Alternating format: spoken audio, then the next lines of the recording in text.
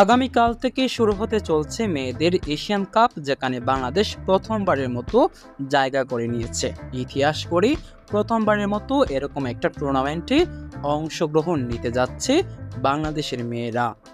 বাংলাদেশের খেলা কবে আর কোথায় থেকে লাইভ দেখবেন, সেই সকল তথ্য নিয়ে থাকছে আজকের এই ভিডিও। এবারের এশিয়ান কাপে টোটাল 12টা দল অংশগ্রহণ করেছে। সেই 12টা দলকে 3টা ভাগে ভাগ করা হয়েছে। সেখানে বাংলাদেশ পড়েছে গ্রুপ বিতে, যেখানে বাংলাদেশের প্রতিপক্ষ শক্তিশালী চায়না, শক্তিশালী কোরিয়া এবং উজবেকিস্তান। এই প্রথমবারের মতো চায়নার বিপক্ষে খেলতে নামে বাংলাদেশ। এর আগে কখনো এই দলের বিপক্ষে সিনিয়র লেভেলের টিমের সাথে কখনো খেলেনি ঋতুপর্ণা চাকমারা।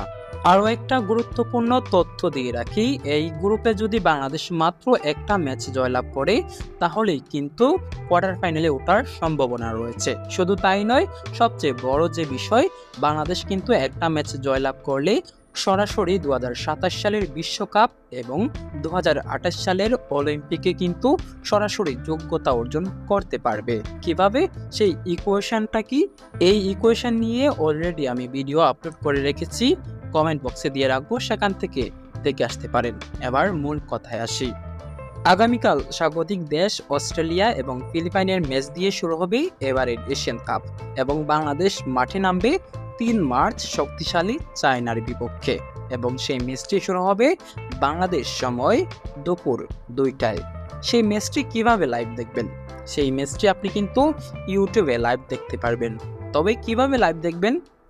ইউটিউবে সরাসরি আপনি লাইভ দেখতে পারবেন না, কেননা বাংলাদেশের ম্যাচ যেদিন হবে সেদিন বাংলাদেশের জন্য রেস্ট্রিক্টেড থাকবে। কিভাবে দেখবেন তাহলে? পিএন ইউজ করে কিন্তু আপনি বাংলাদেশের খেলা লাইভ দেখতে পারবেন।